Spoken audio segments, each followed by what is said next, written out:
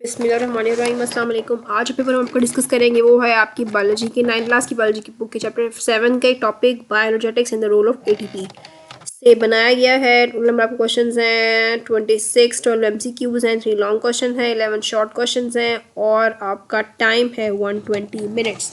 तो स्टार्ट करते हैं जी आपके एमसीक्यू से। पहला एमसीक्यू आपके पास है, food contains energy in its bonds in the form of kinetic energy, potential energy, mechanical energy, all of these. All of these नहीं हो सकती क्योंकि ये सारी की सारी एनर्जी एट अ टाइम आपके पास प्रेजेंट नहीं हो सकती। तो वो एनर्जी जो सिर्फ प्रेजेंट है बॉन्ड में, ठीक है ना, अभी कंटेन्ड है, वो है आपके पास potential energy. Because potential energy आपके पास रेस्टिंग पोजीशन में होती है। तो जब फूड के मॉलिक्यूल्स में रिएक्शन स्टार्ट होगा, मूवमेंट शुरू होगी, तब आपके पास कौन सी आ जाएगी?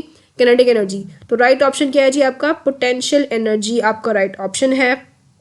प्लस आपकी जो बुक है उसमें भी फूड मेंशन है, food contains potential energy in its bonds. ठीक है जी।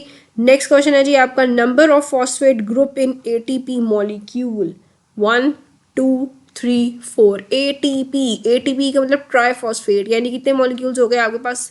3। तो 3 जो यानी कि 3 जो है वो आपका राइट ऑप्शन है। नेक्स्ट है जी, from which bond of ATP molecule energy is taken? C carbon nitrogen bond, carbon oxygen bond, carbon hydrogen bond, phosphate phosphate bond. Carbon hydrogen, carbon oxygen, carbon nitrogen, तीनों के तीनों bonds नहीं होते। Basically आपके पास क्या होता है? फॉस्फेट फॉस्फेट आपके पास जो है वो बॉन्ड होता है जहाँ से एनर्जी जो है वो जा रही होती है। ठीक है, तो और उसको हम बोलते हैं टाइडल। ये आपके पास की बुक में भी मेंशन है, the covalent bond connecting to phosphate is indicated by the tidal. ठीक है, फॉस्फेट फॉस्फेट आपके पास जो है वो बॉन्ड होता है, it is a high energy bond. Phosphate phosphate bond आपका राइट ऑप्शन है, इसको हम सही कर देंगे। नेक्स्ट है जी, covalent bond connected to phosphate is called ratio, proportion, colon, tidal. अभी हमने ऊपर देखा क्या कहते हैं इसको? टाइडल कहते हैं। Next is loss of electron is called oxidation, reduction, redox, all of these. जी ऑल ऑफ दीज नहीं हो सकता बिकॉज ये दोनों डिफरेंट चीज़ें हैं, उनके तीनों इकट्ठे नहीं हो सकते। रिडॉक्स आपके पास इसमें रिडक्शन भी हो रही है टाइम और ऑक्सीडेशन भी हो रही है, लेकिन लॉस ऑफ इलेक्ट्रॉन हमारे पास क्या होती है? ऑक्सीडेशन होती है, और गेन ऑफ इलेक्ट्रॉन हमारे पास क्या होती है? रिडक्शन होती है। नेक्स्ट MCQ is related है, gain of electron is called oxidation, reduction, redox, all of these। तो इसका आंसर क्या है? रिडक्शन। ठीक हो गया। नेक्स्ट है जी, ATP was discovered by Fritz Lipmann, Karl Lohmann, Melvin Calvin, sir Hans Krebs. Hans Krebs साहब ने क्रेब साइकिल निकाला था, माल्विन ने केल्विन साइकिल निकाला था, और कार्ल लॉहमैन ने जो है वो आपका राइट आंसर है। ATP को डिस्कवर करने वाला आपके पास जो था बंदा, वो कार्ल लॉहमैन था आपके पास। ठीक है, ये देखें जी, ATP was discovered by in 1929 by Karl Lohmann. ठीक है, और was proposed to be the main energy transfer molecule in the cell by the Nobel Prize winner Fritz Lipman. Next question है जी आपका, ईच ATP हैज सब units 2 4 3 5। कितने होते हैं जी हमारे पास? 3 सब यूनिट्स होते हैं आपके पास ATP में। ठीक है, और वो आपकी बुक में लिखे भी हुए हैं कौन कौन से सब यूनिट्स आपके पास ATP में होते हैं। सबसे पहले होता है एडिनिन, फिर आपके पास होता है राइबोस, 5 कार्बन शुगर, और फिर आपके पास होते हैं 3 phosphate groups in a linear chain. तो ये कितने हो गए जी आपके पास? 3 सब यूनिट्स हो गए। How much energy is release by breaking of 1 phosphate bond of ATP? अगर हम एक ATP के बॉन्ड को तोड़ेंगे कितनी निकलेगी? 71,000, 7200, 7100, 7200 कैलोरीज, 74 कैलोरीज, 7400 कैलोरीज। तो ये जो आपका टॉपिक था जी, ये वाला बिल्कुल, इसमें उन्होंने एक्सप्लेन किया है कि आप एक बॉन्ड को ब्रेक करेंगे तो आपके पास कितनी आएगी? 7300 कैलोरीज आपके पास आएगी। तो 7300 कैलोरीज जो है वो आपका राइट ऑप्शन है। नेक्स्ट क्वेश्चन है जी, when one inorganic phosphate is detach from ATP it is converted into ADP, AMP, GMP, GTP। ATP की बात हो रही है, GMP, GTP तो वैसे आउट हो गए, दोनों इरेलीवेंट ऑप्शंस हैं। अब आपके पास ATP को तोड़ेंगे, एक निकालेंगे तो ट्राई से डाईफॉस्फेट, ADP कहते हैं adenosine diphosphate, AMP adenosine monophosphate. तो ATP से एक निकालेंगे, डाई हो जाएगा ट्राई से, तो राइट ऑप्शन आपका क्या है जी? ADP, यानी कि एडिनोसिन डाईफॉस्फेट। नेक्स्ट क्वेश्चन है जी, ATP is an example of substrate, nucleotide, both A and B, all of these. ATP is an example of nucleotide. It's not a substrate, तो both A and B आपके पास नहीं है right option, और all of these जो है वो गलत है। नेक्स्ट क्वेश्चन है जी, ATP was discovered in 1823, 1925, 1927, 1929। अभी हमने ऊपर स्टडी किया कि कार्ल लोहमैन था उसने उसको कब डिस्कवर किया था, 1929 में। तो ये आपका जो है वो राइट ऑप्शन हो गया। ठीक है। ई बीप्स तालीम तरबियत और इम्तहानों की तैयारी का जदीद और अपनी किस्म का एक मुनफरिद निज़ाम है जो आपको घर बैठे ऑनलाइन तरीके से ना सिर्फ इम्तहानों की तैयारी खसूसी अंदाज में करवाता है बल्कि ये भी बताता है कि आपकी अब तक की तैयारी का मायार क्या है, तैयारी में क्या क्या खामियां हैं, ये खामियां कौन सी किताब के कौन से हिस्से में हैं, कौन सी गलती आप बार बार दोहराते हैं और अब तक के दिए गए पर्चों में आप ये गलती कितनी बार दोहरा चुके हैं और किस किस सवाल में आपने ये गलती दोहराई है, इस गलती को दूर कैसे किया जा सकता है। इसके अलावा पर्चे हल करने की तरकीब यानी प्रेजेंटेशन में क्या क्या गलतियाँ बार बार दोहराते हैं और अब तक के दिए गए पर्चों में वो गलतियाँ कितनी बार दोहरा चुके हैं और किस किस पर्चे में आपने ये गलती दोहराई है और इस गलती को दूर कैसे किया जा सकता है।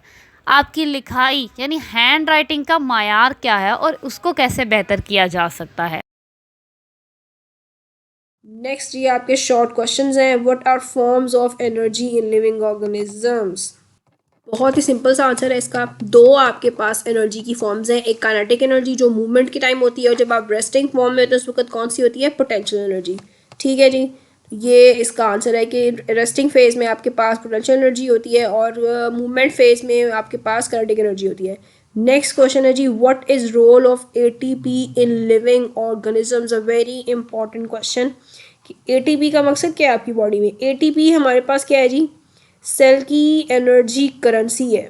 ठीक है ना, यानी कि आपके पास एटीपी की एनर्जी की फॉर्म जो है वो आपके पास एटीपी है जी। तो एटीपी का बेसिकली मेन रोल क्या है आपके पास, एटीपी का काम है एनर्जी प्रोवाइड करना ताकि आपके जो प्रोसेसेस हैं, सेलुलर फंक्शंस हैं, ठीक है ना, माइक्रोमोलिक्यूल्स बन रहे हैं आपके पास, जहाँ जहाँ एनर्जी आपको रिक्वायर्ड है वहाँ वहाँ एटीपी क्या है अपना काम करेगा। ठीक है, बेसिकली ये मेजर करेंसी है आपके पास, मेजर करेंसी है आपके पास एटीपी, हम एनर्जी की करेंसी को कहते हैं। ठीक है ना, क्या काम है एटीपी का, it is the main energy source for majority of the cellular functions like synthesis of macromolecules, RNA and proteins, DNA, movement, transmission of nerve impulses, active transport, exocytosis and endocytosis.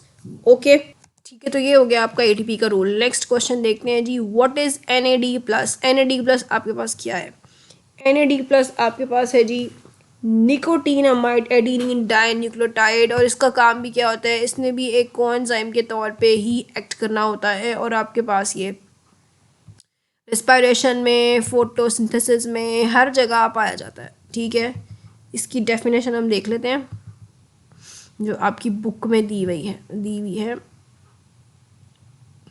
ये एक छोटा सा box है, उसमें इसकी definition जो है वो आपके पास है, ये आ गया।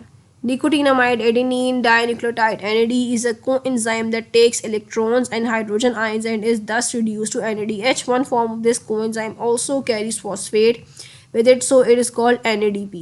ठीक हो गया, ये इसका आंसर है। नेक्स्ट क्वेश्चन है जी, डिफाइन बायो एनर्जेटिक्स। तो इसमें सिंपली उन्होंने आपसे बायो एनर्जेटिक्स की डेफिनेशन पूछी है जो कि आपके इस चैप्टर के बिल्कुल स्टार्ट में है। ठीक है, ये आई थी अभी डेफिनेशन नीचे चली गई, ये रही आपकी definition. Bio energetics is the study of energy relationships and energy transformation in living organisms. ठीक हो गया, क्या एनर्जी आपकी, कौन सी एनर्जी इस वक्त की बॉडी में ट्रांसफ़र हो रही है पोटेंशियल से काइनेटिक एनर्जी, ठीक है, किस तरह बन रही है, किस तरह से यूज़ हो रही है, ये सब किस में पढ़ते हैं हम, बायो एनर्जेटिक्स में। ठीक है, नेक्स्ट क्वेश्चन है जी आपका, what are redox reaction. Redox reaction आपके पास वो रिएक्शन हो रहे होते हैं जिसमें gain of electron and loss of electron दोनों साथ साथ चल रहा होता है। ठीक है, वो आपके पास कौन सा रिएक्शन है, रिडॉक्स रिएक्शन है आपके पास।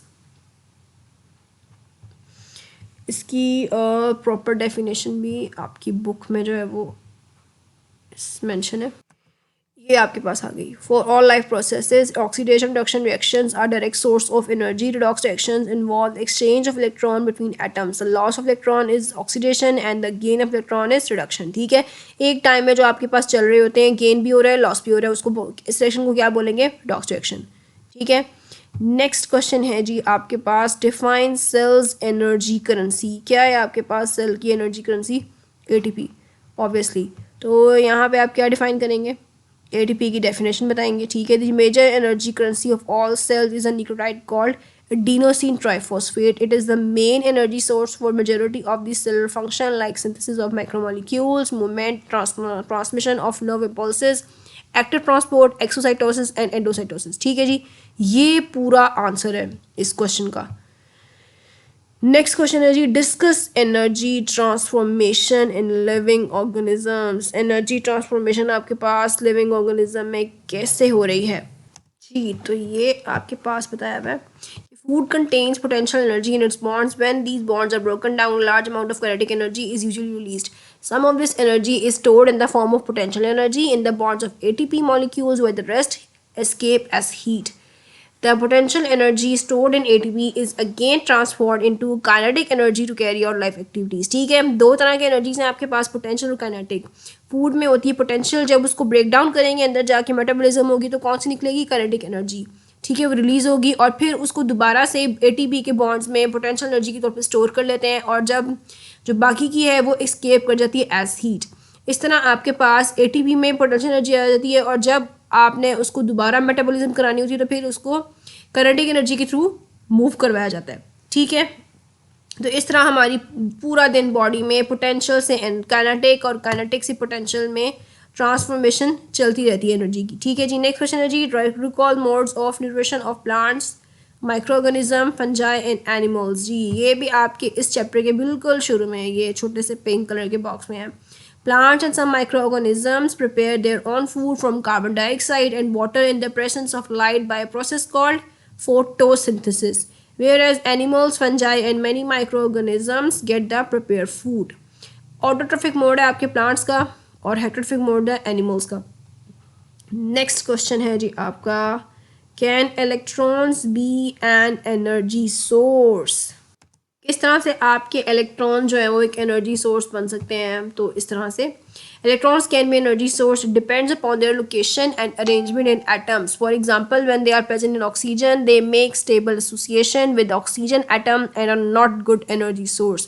But if electrons are dragged away from oxygen and attached to some other atom, carbon or hydrogen, they make unstable association. They try to move back to oxygen, and when this happens, energy is released. यानी कि आपके पास जो reaction हो रही है oxidation और reduction, उनके through electrons की जो मूवमेंट है उससे आपके पास एनर्जी रिलीज होती है। ठीक है, अगर आप एक एलिमेंट, आपके पास ऑक्सीजन के 2 मॉलिक्यूल्स थे, आप उससे एक ले लेते हैं, आप ऑक्सीडेशन करवा रहे हैं, ठीक है, तो उसकी वजह से क्या है कि वो किसी और एटम ऐसे नहीं पड़ा रहेगा, वो किसी और से अटैच हो जाएगा, तो उससे जो एसोसिएशन बनेगी, जो कनेक्शन बनेगा, वो इतना स्टेबल नहीं होता बाज़ दफ़ा। तो फिर वापस आपके पास रिडक्शन, ऑक्सीडेशन होगी, और वापस आपके पास रिडक्शन होगी, वापस ऑक्सीजन के पास जाएगा, ऑक्सीडेशन होगी, तो उसकी वजह से क्या होगा कि आपके पास एनर्जी रिलीज़ होगी, और वो जो एनर्जी रिलीज़ होगी उसको हम यूज़ कर लेते हैं। ठीक है, तो इस तरह इलेक्ट्रॉन्स भी आपके पास क्या है, एनर्जी का सोर्स है, और ये प्रोसेस सारा दिन हमारी बॉडी के अंदर चलते रहते हैं।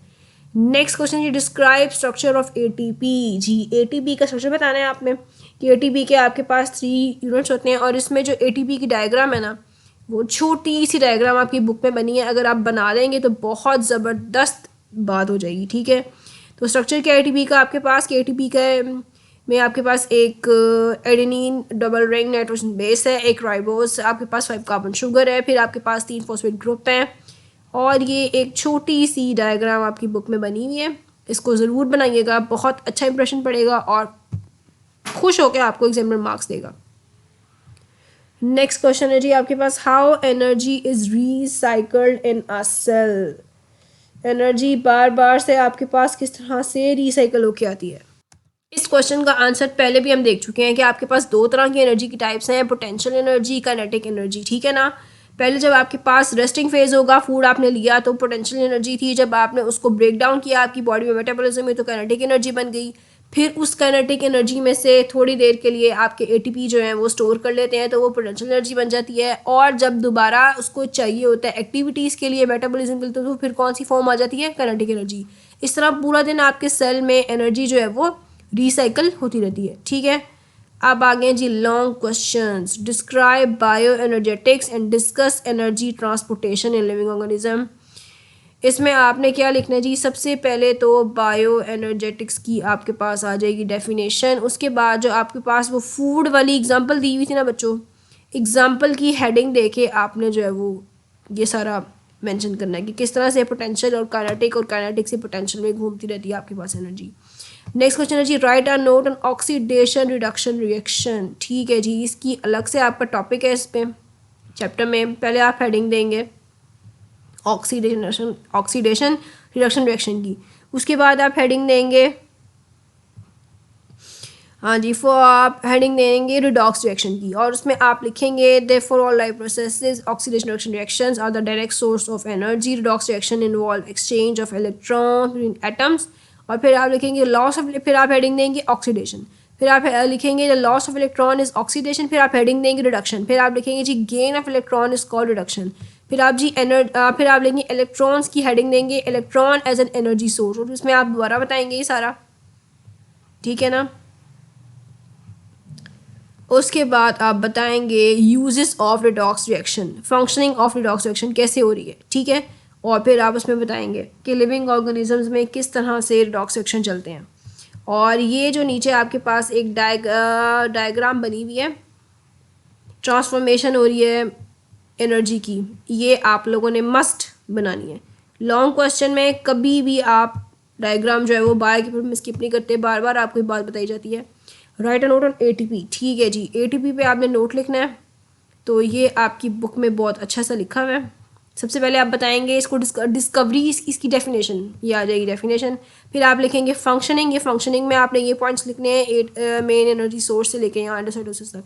उसके बाद आप बताएंगे डिस्कवर किसने किया था। ठीक है, डिस्कवरी आप बताएंगे 1929 में कार्ल लोमैन ने डिस्कवर किया था, और इसका पर्पस बताया था फ्रिट्ज लिपमैन ने। फिर उसके बाद आप बताएंगे कि इसका स्ट्रक्चर क्या है, 3 सब यूनिट्स होते हैं। ठीक है, उसके बाद आप बताएंगे इसकी फंक्शनिंग कैसे है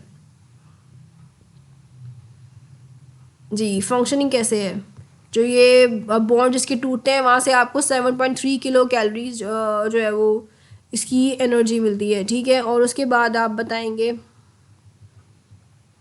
ये आपने क्वेश्चन बतानी है कि जब ये फॉस्फेट ग्रुप आपका टूटेगा तो उस वक़्त आपको कितनी एनर्जी मिलेगी, और एटीपी जो है वो एटीपी में कन्वर्ट हो जाएगा। ठीक है, नेक्स्ट आपने बताना है रिसाइकलिंग ऑफ एटीपी। ठीक है, और उसमें आपने बताना है कि एटीपी से जब वापस एटीपी बनेगा तो उस वक़्त आपके पास एटीपी से जब दोबारा एटीपी बनेगा तो 7.3 किलो कैलोरीज आपके पास एनर्जी रिलीज़ होती है। और जब वो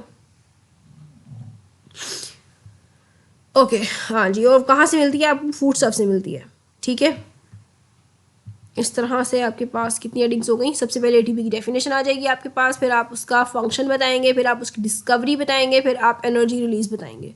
ओके, ये पेपर भी आपका जी कंप्लीट हो गया। कोई आपको लगे कमी पेशी है, कोई सवाल सही तरह से हमने डिस्कस नहीं किया तो ज़रूर बताइएगा, हम उसको दोबारा डिस्कस करेंगे। अभी के लिए बेस्ट ऑफ लक एंड अल्लाह हाफ़िज़।